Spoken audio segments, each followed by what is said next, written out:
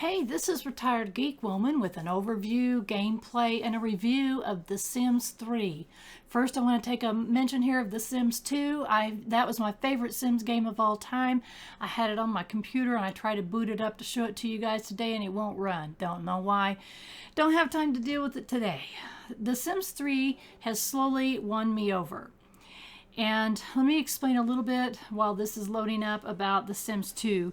In The Sims 2, you had the base game, expansions, and stuff packs. And I had all of that except for one stuff pack. And then I didn't play it for many years, and then I ended up getting The Sims 3, and there's a lot I like about The Sims 3. But the one thing I didn't like about it is that you could not control your town.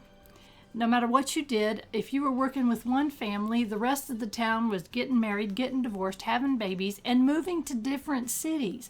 There's all kinds of things that were happening that I didn't like, and I could not control it.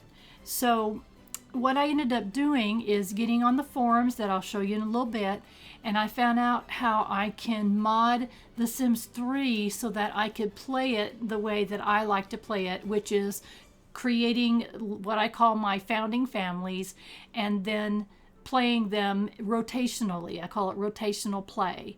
So I play The Sims 3 rotationally, meaning I create my founding families and then I play them in like 5 days at a time and then switch to another family.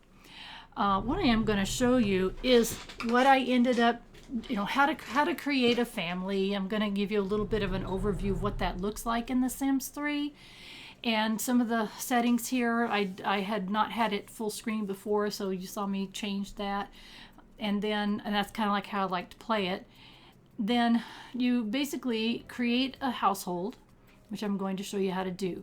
I am going to speed through some of the slower parts and some of the loading screens because it is painful to watch this stuff load, and it doesn't make any sense on a computer as fast as mine is, which is a pretty high mid to high range gaming computer. So it always shocks me that that's that bad. But I wanted to kind of show you how a character's created, and the first family, they call it a family. In this case, I'm just creating a female, and I'm speeding through it so you don't have to go through all the things that I did. But it's fun. If you like to take your time and create your Sims to be however you want it, it's kind of cool. You can really make some very customized looking characters. I've seen a lot of people that make characters that look like movie stars and such. And you can, not only do you do their face and their hair and their eyes and their lips and all that, you also do clothing for each thing that they do every day. Formal wear, bedtime, athletic wear, swimwear, and outerwear. So depending upon what they are doing, they will automatically change into that clothing that you had pre-selected for them. And so that's what I was doing here with my first character, was choosing all of that stuff for her. And you will notice at the top of each of these menus, it says Sim Points.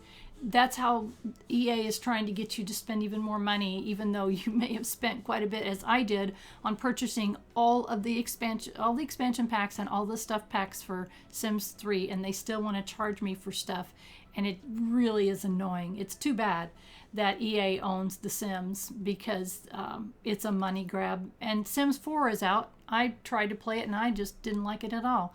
So I'm sticking with Sims 3. That's my favorite Sims game. What I'm doing there is picking her voice, which is kind of cool. So you can have a little high voice or a little low voice. So what I do, which is I'm sure different than most people, and some people might consider it cheating. When you create a character, you start with 16,500 simoleons. And with that, you need to purchase a house. And unfurnished houses, obviously, are going to be most of that money. That's like 14,000 right there for a 1-bedroom, 1-bath, unfurnished house. So unless you create one yourself or you do money cheats like most people do, then you end up with nothing when you move in. What I do when I'm creating my town, I want to create those founding families. I usually do six founding families at a time.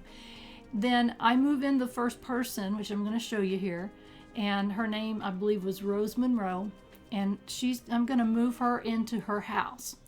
Once I get that done, then I save, and then I come back out and I create and I'm putting quotation marks, you can't see, air quotation marks, a second family.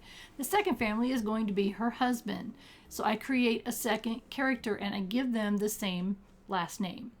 And I do apologize here. I had the tutorial on by accident, and so it's telling me a couple things here, and I'll get it figured out.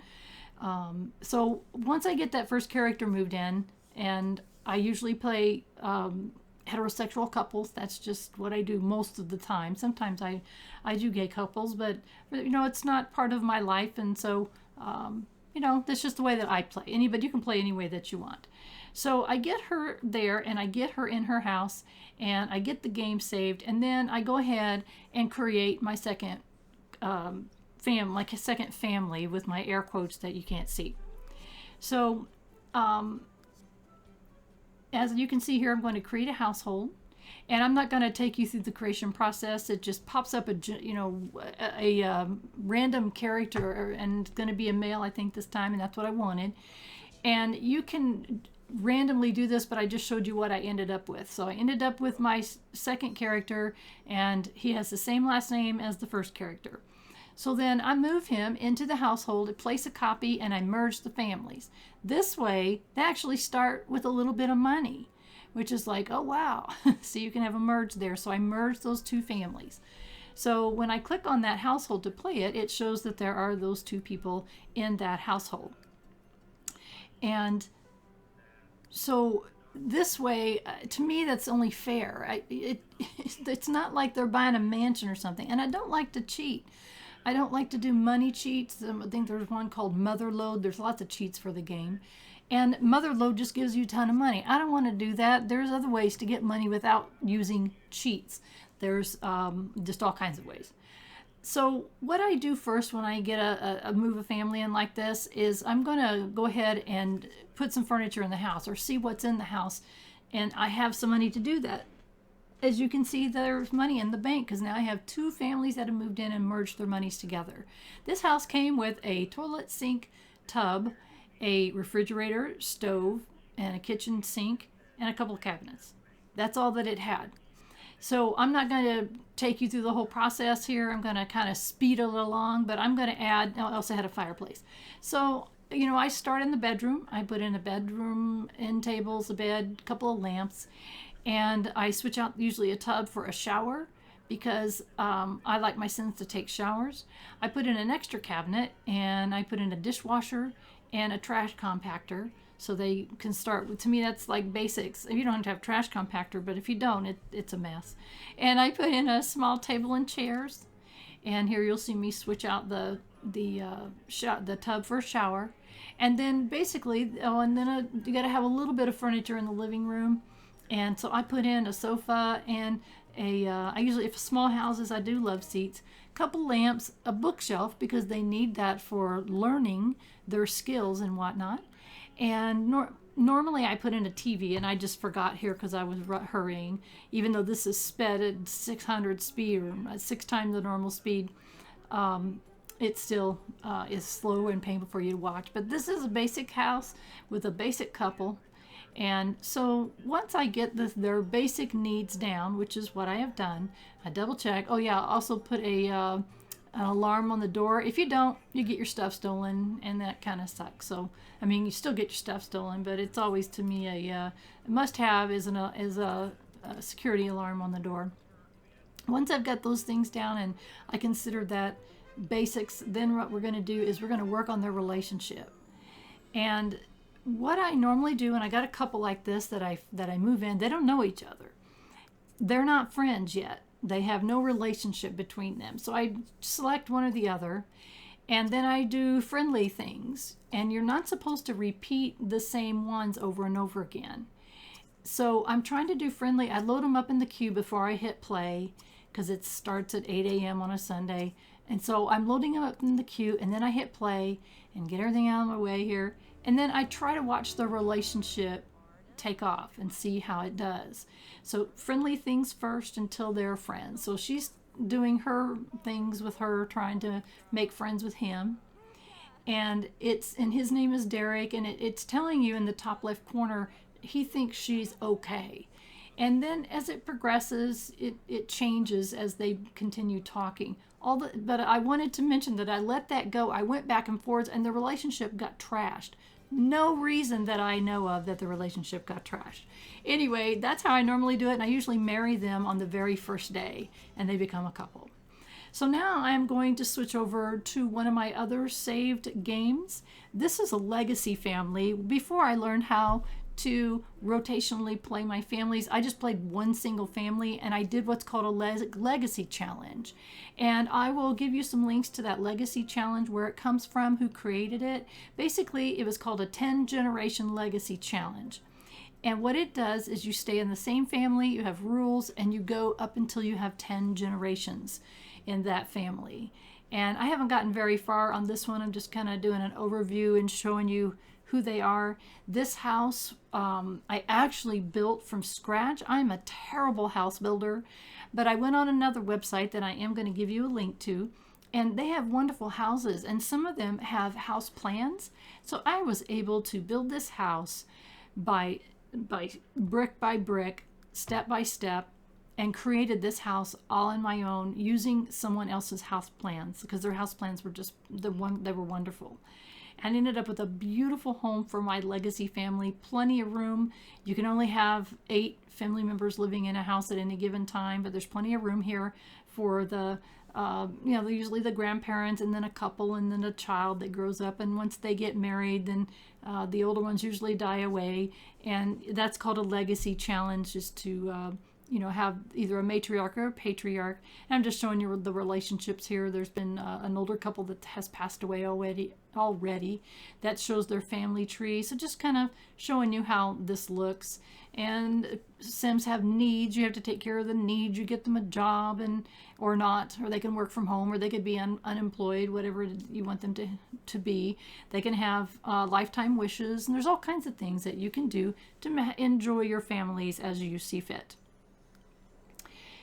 And what I'm going to do now is show you another save that I have, and this is actually the save that I was working on that I play rotationally. And I'm just going to pull up just one of the families. I'm not going to show you how it plays. I'll just give you the links to it. I'm just showing you their house that I built.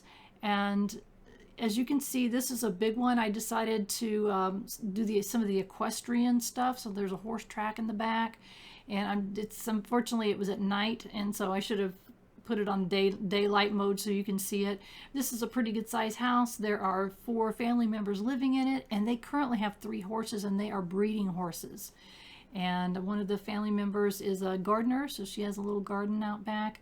And you can have jobs and careers and send them to college, and there's all kinds of things. But this just happens to be one of the families that I have been playing rotationally, and I just wanted to show you the horses that they had. There's so many things that you could do. It's just outrageous. To be able to show everything that you could do with a family would take many, many, many hours of play. That's just really unlimited. Only limited by your imagination on the things that you could do with families. I did want to show here how you can change out a family in a rotational play. If you play it just the way The Sims is made, then the other families are wandering around doing things without your control. But I use a mod that stops the progression of the other families and lets the current family progress. And I was just showing you how you can switch out families and go to the next one. Unfortunately, there's some downsides. Like right while I was gone from this family, apparently the maid quit, and there's clothes all over the place, and it's quite a mess. But I do have 6 founding families in this particular town, and all of them have been around quite a while. I don't remember how many generations, but there's quite a few. And because it has gone on so long, they all have quite a bit of money, and I didn't do money cheats on it at all. It's just they've been around a long time, and so that's why these houses are huge, and it kind of becomes really super fun at this point. So I'm just kind of showing you some of the families here and how that all looks. But that's how I like to play. So the other people in my town, they're there, but they just don't progress. They don't age. They don't, change their relationships and jobs and all that kind of stuff. So I can have settings that can make all of that stop so that it doesn't continue on, and I have more control like I used to have with Sims 2. I'll be showing you a number of websites with the links below. This is the Sims forums with a great group of people, and I have spent more time than I can even recall here getting information, asking questions, and everybody's always eager to help. From that site, I did discover the NRAAS group, and that's the one that I learned how to play rotationally. And again, I'll have these links below. This is a great group of people that are wonderful modders of The Sims, and they helped me be able to play the game the way I wanted to play it. There is also the simsfandom.com, which is a wiki. It has a ton of information, so I would often come here looking for any information that I wanted. In this case, I'm showing you the careers that they have, and they broke it down by the expansion packs that you might have. So very useful site, and one that I have saved forever. And lastly, the Sims 3 store. This again is where EA is trying to get more money, and it's a sad thing because The Sims could stand very easily on its own without needing that. That is a super quick overview of The Sims 3. And as far as my review, I think out of all of the Sims games, I will have to say this one is my favorite after I was able to play it rotationally. It just has so much depth and surprises. I mean, I've played this game for more years than I can remember, and still things happen that surprise me. And I love that about it. There's so much customization. I love that I can, have neighborhoods that I have families in them that I want the families to meet one another. In the Sims 3, you're not stuck on your own lot. You can go to your neighbor's house next door, which is kind of cool. If you don't want to care about rotational play like me, you can let your neighborhood go and do their own thing. You can create those families, but they're going to go ahead and live their lives outside of you playing them. So they do all kinds of things, and sometimes people like that when they come back to a family and find out someone's changed jobs or gotten fired or whatever the case may be. I think that of all the Sims games, I've played this one the most. Maybe Sims 2 is a close second there. I did enjoy the Sims 2 to the max. As soon as though I started playing the Sims 3 and I can see the improvements that they had made, there's so many I even to mention, in the gardening and the baby bump situation. Like in Sims 2, all of a sudden she wakes up in the middle of the night, jerks, and her tummy's big because she's gonna have a baby. In Sims 3, it's more gradual. So there's little tiny things like that, but there's dozens of little tiny things like that. So basically that's my review of The Sims 3. It's a great game to play, and if you're interested, you can download it on Steam is what I recommend, is how I play it and download it. That way I don't have to go to the Origin loader. They're notorious for having your game not play or run. And like they did with The Sims 2, I tried to load it up. It has to load on the Origin or it's a EA loader, and it won't play. So I've downloaded via Steam, and it's that's the way to go in my opinion. Again, I have all expansion packs, the base game expansion packs, and all of the stuff packs to make the broadest experience. So there you go. I hope you enjoyed the review. Thank you for watching all the way to the end. I appreciate it. If you haven't done so, please subscribe to my channel. I also have a Patreon account, and most importantly, I hope you have a wonderful rest of your day.